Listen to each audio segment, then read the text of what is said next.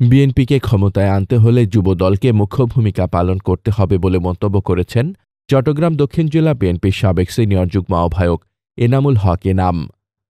চট্টগ্রামের পটিয়া থেকে সেলিম চৌধুরীর প্রতিবেদনে রয়েছে বিস্তারিত।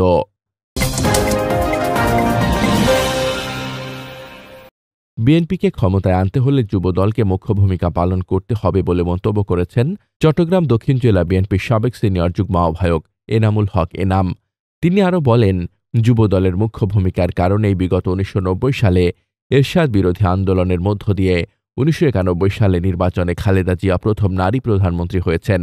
আগামী দিনেও আন্দোলন সংগ্রাম এবং গণতন্ত্র পুনরুদ্ধার সহ মানুষের ভোটাধিকার প্রয়োগের ক্ষেত্রে যুবদলকে অগ্রণী ভূমিকা পালন করতে হবে।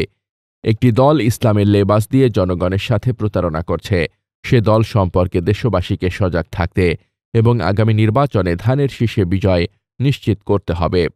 ২০ অক্টোবর সোমবার বিকালে দলীয় কার্যালয়ে আগামী ২৭ অক্টোবর যুবদলের প্রতিষ্ঠাবার্ষিকীর সমাবেশ সফল করার লক্ষ্যে পটিয়া উপজেলা যুবদলের আহ্বায়ক মোহাম্মদ ইয়াসিন আরাফাতের সভাপতিত্বে পৌর সদস্য সচিব হাবিবুর রহমান রিপনের পরিচালনায় এতে বিশেষ অতিথি ছিলেন পটিয়া পৌরসভা বিএনপির সাবেক আহ্বায়ক আলহাজ নুরুল ইসলাম সওদাগর।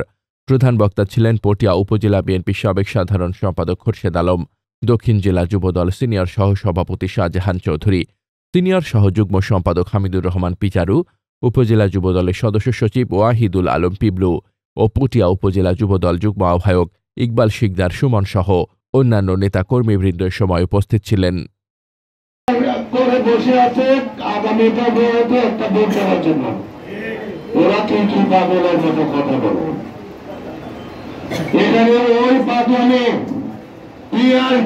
বাংলাদেশের জনগণ খায় না, বাংলাদেশের জনগণ খায়। আমি যাব, ভোট দেব, আমার পছন্দনীয় প্রার্থীকে নির্বাচিত করব। এর বাইরে আমরা কিছু বাংলাদেশের জনগণ এবং শহীদ প্রেসিডেন্ট জিয়া রহমানের সৈনিকরা বুঝতে পারছি না।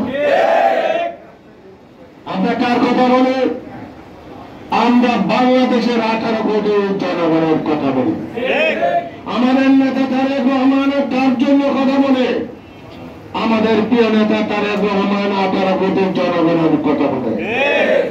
আমাদের বিএনপির কোনো চাহিদা নয়, এই চাহিদা হলো বাংলাদেশের ভোটের চাহিদা হলো 18 কোটি জনগণের চাহিদা। সেই চাহিদা বাংলাদেশের জনগণের চাহিদা পূরণ করার জন্য আজকে আমরা মাঠে আছি। আজকে তারেক রহমানের নির্দেশে আমরা মানুষের ঘরে ঘরে ভোট কিভাবে দিতে হবে, দানব চারা শীষকে ভোট দিলে দেশের কি উন্নয়ন হবে সেটা বোঝানোর চেষ্টা করে যাচ্ছি। তাই বন্ধুগণ, আমরা বারবার বলে আসতেছি, মানুষের কাছে যেতে হবে, মানুষ মা বন্ধুকে বোঝাতে হবে।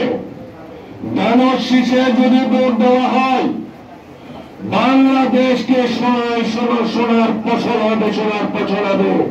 যেমন শহীদ প্রেসিডেন্ট জিয়া রহমান যেদিন বাংলাদেশের হাল ধরেছিল, বাংলাদেশের মাটি সোনার মাটি হয়েছিল। তেমনিভাবে আমাদের প্রিয়তা জনাব তারেক রহমানের ঘোষণা,